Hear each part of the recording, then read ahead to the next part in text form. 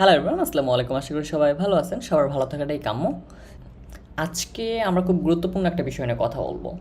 দিন যত যাচ্ছে প্রযুক্তি তত সমৃদ্ধ হচ্ছে এবং সামনের ভবিষ্যৎ আমরা যেটাই দেখতেছি সেটা সম্পূর্ণভাবে আমরা দেখতে পাচ্ছি যে একটা প্রযুক্তিগত ভবিষ্যতের দিকে আমরা এগিয়ে যাচ্ছি। যেমন গত কয়েকশো বছর আমরা কিন্তু একটা ইন্ডাস্ট্রিয়াল রেভলিউশনের মধ্যে দিয়ে যাচ্ছিলাম, বাট এখন যে সময়টাতে আসছে সেই সময়টা হচ্ছে টেকনোলজির সময়। সো এই বর্তমান সময়ে এসে অ্যাকচুয়ালি ছোট ছোট কিছু খুব গুরুত্বপূর্ণ তেমন কিছু না, বাট এই ছোট ছোট কিছু স্কিল আছে যে স্কিলগুলোতে আমাদের খুব বেশি পারদর্শী হওয়া উচিত। এমনকি কোনোভাবে যদি আমরা এই স্কিলগুলোতে পারদর্শী না হতে পারি তাহলে বর্তমানে এই সময়ের সাথে এই প্রযুক্তির সাথে তাল মিলিয়ে আমরা কখনোই চলতে পারবো না। এখন আপনি সেটা যে কাজই করেন না কেন, আপনি হতে পারেন ডক্টর, হতে পারেন ইঞ্জিনিয়ার, হতে পারেন ফ্রিল্যান্সার, হোয়াটএভার আপনি যাই হন না কেন, আপনার এই দুই তিনটা স্কিল খুব খুব খুব বেশি গুরুত্বপূর্ণ এবং সেই স্কিলগুলো নিয়ে আমি আজকে আপনাদের সাথে কথা বলবো। দেখা হচ্ছে ইন্টার পর।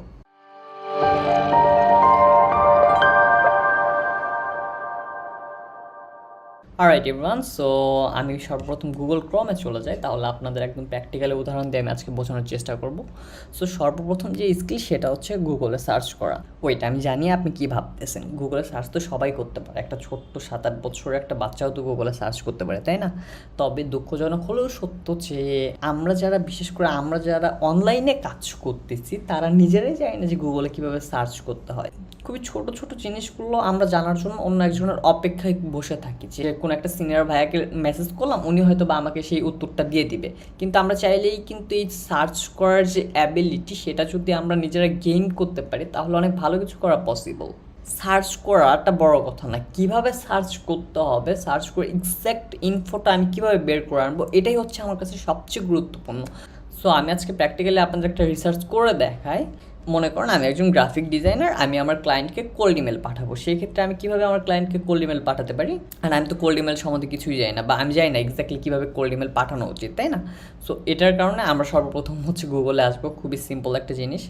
আসার পর এখন আমার আগে জানতে হবে কোল্ড ইমেলটা কী, বা এই কোল্ড ইমেলটা কীভাবে পাঠাতে হয়। সো কম বেশি আমরা কোল্ড ইমেল জানি, শুনছি, এই শব্দটার সাথে পরিচিত। সো আমি গুগলে এসে সর্বপ্রথম সার্চ করলাম how to right freelance design cold email. Simple, খুব সিম্পল একটা জিনিস। এইটার জন্য আমরা অপেক্ষা করি কেউ আমাদের কখন কোল্ড ইমেল লিখে দেখাবে, কেউ যদি আমাদের একটা ট্যাম্পলেট দিত, কেউ যদি আমাদেরকে একদম হাতে ধরে শিখিয়ে দিত। ভাই এখানে ড্রিবলের আর্টিকেল আছে কীভাবে হচ্ছে ফ্রিল্যান্স ডিজাইন নিয়ে কোল্ড ইমেল লিখতে হয়, আর আপনি আমার অপেক্ষা করতেছেন, বা আপনি অন্য কোনো সিনিয়র ভাইয়ের অপেক্ষা করতেছেন। আপনি সেই সিনিয়র ভাইটা তো আর হচ্ছে যে ড্রিবল আর্টিকেল লিখছে তার চেয়ে বেশি এক্সপার্ট না, তাই না? সো এই ছোট্ট একটা জিনিস আমরা কেন নিজেরা করি না? আচ্ছা ফাইন, তো তারপর আমরা এখান থেকে প্রথম যে 10টা আর্টিকেল আছে সেই 10টা আর্টিকেল একদম মুখস্থ করে ফেলবো। আমি 10টা আর্টিকেল ওপেন করি, একটা দুইটা না 10টা ওপেন করবো না, ডোন্ট ওয়ারি। সো আপনার কাছে যে আর্টিকেলগুলো ভালো লাগে, যে আর্টিকেলের আপনাকে অ্যাট্রাক্ট করে সেরকম টাইপের 4-5টা অ্যাটলিস্ট আর্টিকেলগুলো ওপেন করে ফেলবেন। করার পর একটা জিনিস ইসেনশিয়াল, সেটা হচ্ছে আপনাকে ইংলিশ জানতে হবে। আপনি যদি অনলাইনে কাজ করতে চান আপনাকে ডেফিনেটলি ইংলিশ জানতে হবে। সো আপনি যদি ইংলিশ না পারেন আপনার উচিত শেখা শুরু করে দেয়া, খুব বেশি সময় নেবে না। আপনি যদি ডেইলি 1 থেকে 2 ঘন্টা চর্চা করেন তাহলে আশা করি খুব ভালো একটা গেইন আপনি খুব শীঘ্রই করতে পারবেন। ওকে, আমরা মেইন টপিকে ব্যাক করি। অ্যাকচুয়ালি আমরা আমাদের কোল্ড ইমেলকে কীভাবে পাঠাবো? সো ওনার যে পয়েন্টটা ছিল what is a freelance design cold email, so উনি কিন্তু এখানে সম্পূর্ণ বিষয়টা কিন্তু পরিষ্কার করে দিচ্ছে কীভাবে লিখতে হবে, কীভাবে কী করতে হবে। এখান থেকে আপনার যে লাইনগুলো দরকার, যে ইনফরমেশনগুলো দরকার, সেই ইনফরমেশনগুলো কোথাও নোট ডাউন করে রাখবেন। এটা তো আপনার দরকার নাই, ফ্রিল্যান্স ডিজাইন কোল্ড ইমেলটা কি, রাইট? সো এটা বাদ দেন, এটা আমার দরকার নেই। এখান থেকে আমার সবচেয়ে কোন জিনিসটা গুরুত্বপূর্ণ সেটা হচ্ছে 5টা স্টেপ। এই 5টা স্টেপ আপনি এক জায়গায় লিখে ফেলবেন। তারপর হচ্ছে কীভাবে রিসার্চ করতে হয়, উনি কিন্তু এখানে বিস্তারিতভাবে বলছে। এই বিস্তারিত আপনার জানার দরকার নেই, আপনার জানার দরকার হচ্ছে এই 5টা জিনিস। সো এই 5টা জিনিস নোট ডাউন করবেন আর এই বিস্তারিতগুলো পড়ে নিজেকে যতটুকু সম্ভব জ্ঞান অর্জন করবেন। ওকে ফাইন, তারপর আমরা আরও নিচে আসলে এখানে উনি কিন্তু এক্সাম্পলও দিয়ে দিছে যে কীভাবে একটা কোল্ড ইমেল লিখতে হয়, ছোট বিজনেসের জন্য, বড় বিজনেসের জন্য। সো আপনার সাথে যে জিনিসটা ফিট হয় এরকম 4-5টা ইমেলের কপি আপনি এক সাইডে নিয়ে রেখে দিবেন। ওকে ফাইন, সো শুধুমাত্র একটা আর্টিকেল অবভিয়াসলি পড়ে কোনো কাজে আসবে না, আপনাকে মিনিমাম 5 থেকে 10টা আর্টিকেল যদি পড়তে পারেন তাহলে কীভাবে একটা কোল্ড ইমেল পাঠাতে হয় সে সম্বন্ধে একটা মোটামুটি ভালো ধারণা হয়ে গেল। এখন তো আপনি কোল্ড ইমেলের বেসিক জিনিসটা জেনে ফেলছেন যে কীভাবে পাঠাতে হয়, কোন কোন পয়েন্টগুলোকে নোট ডাউন করতে হয়, কিন্তু আপনি এখনও স্টিল যথেষ্ট পরিমাণে রিসোর্সফুল না একটা কোল্ড ইমেল পাঠানোর জন্য। কেউ যদি আপনাকে একটা কোল্ড ইমেল লিখে দিত কিংবা কেউ যদি আপনাকে দু একটা এক্সাম্পল দিত কোল্ড ইমেলের, তাহলে কিন্তু অনেক ভালো হতো, তাই না? সেই ক্ষেত্রে আমরা যে কাজটা করতে পারি তা হচ্ছে আমরা আবার গুগলে যাব, গুগলে যে সার্চ করব কোল্ড ইমেল টেমপ্লেট। আপনার এখানে কোনো বড় ভাইয়ের দরকার নাই যে বড় ভাইটা আপনাকে কোল্ড ইমেল লিখে দিবে কিংবা যে বড় ভাইয়ের কাছ থেকে আপনার টেমপ্লেট চাইতে হবে। কি দরকার বলেন? এখানে যদি আপনি গুগলে সার্চ করেন তাহলে কমপক্ষে 1000 খানিক টেমপ্লেট তো আপনি পাবেনই, তাই না? সো অন্য কারোর কাছে একবার টাইম ওয়েস্ট করার চেয়ে যদি আমি গুগলে সার্চ করি সেই ক্ষেত্রে কিন্তু আমি আরও অনেক ভালো ফিডব্যাক পাবো। সো এখান থেকে আপনি প্রথম 4-5টা আর্টিকেল ওপেন করবেন, ওপেন করার পর 5 থেকে 10টা টেমপ্লেট, যেই টেমপ্লেটগুলো আপনার সাথে কমপ্লিটলি ম্যাচ করে, আপনার ক্লায়েন্টের জন্য ম্যাচ করে, সেরকম 5 থেকে 10টা টেমপ্লেট এক সাইড করে নোট ডাউন করে রাখবেন। সো এখন আপনি জানেন যে একটা কোল্ড ইমেলের জন্য কী কী জিনিস গুরুত্বপূর্ণ, কীভাবে লিখতে হয়, এবং সাথে আপনার সাথে যে টেমপ্লেটগুলো ম্যাচ করে এরকম 5টা কিংবা 10টা টেমপ্লেট অলরেডি আপনার হাতে চলে আসছে। তো আপনি কোল্ড ইমেলের উইক পয়েন্ট জানেন, আপনি কোল্ড ইমেল পাঠানোর স্ট্র্যাটেজি জানেন, এবং আপনার কাছে এক্সাম্পল অনেকগুলো টেমপ্লেট আছে যেগুলোকে আপনি চাইলে মডিফাই করে পাঠাতে পারেন ক্লায়েন্টকে। সো দেখেন আপনার হাতে অলমোস্ট যা যা দরকার ছিল তার সব কিছুই চলে আসছে। এবং আরেকটা খুব ছোটো জিনিস, সেই ছোট্ট জিনিসটাও যদি আপনি না করতে পারেন, ডোন্ট ওয়ারি, আপনার এখনও টেনশন করার কোনো কারণ নেই, কারণ আপনার হাতে স্টিল গুগল আছে। সেই ছোট্ট জিনিসটা হচ্ছে, আমি ধরেন কোল্ড ইমেলের অনেক স্ট্র্যাটেজি পাইলাম যে কীভাবে সাজিয়ে গুছিয়ে পাঠাতে হয়, তারপর আমি কোল্ড ইমেলের এক্সাম্পল যে টেমপ্লেটগুলো সেগুলোও পাইলাম। এখন তো আমি ভাই কোল্ড ইমেলের পাঠাবো, আমি তো সব কিছু লিখে ফেলছি, কিন্তু হেডার কী হবে? আমি তো হেডার লিখতে পারি না। ওকে, ডোন্ট ওয়ারি, আপনার এটা নিয়েও চিন্তা করার কোনো কারণ নাই।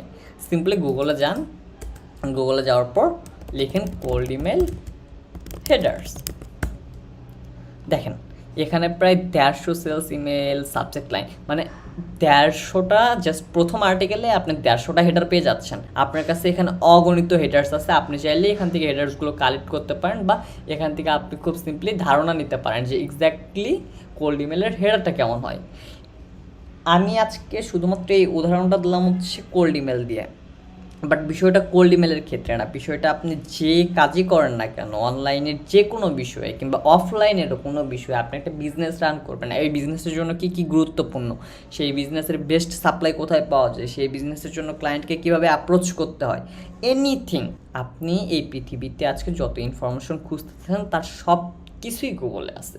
যারা ওয়ার্ল্ড ক্লাসে টপে আছে আপনি তাদের লেকচার শুনতেছেন না, কিন্তু আপনি বসে আছেন কোনো না কোনো ভাইয়ের আসে যে ভাই যদি একটু গাইডলাইন করতো। কেন? এটার আদৌ কি কোনো দরকার আছে? আর আপনি যার কাছ থেকে গাইডলাইন নিচ্ছেন খুব সম্ভবত সে যে আপনাকে সঠিক গাইডলাইনটা দিচ্ছে এটারও তো কোনো নিশ্চয়তা নাই।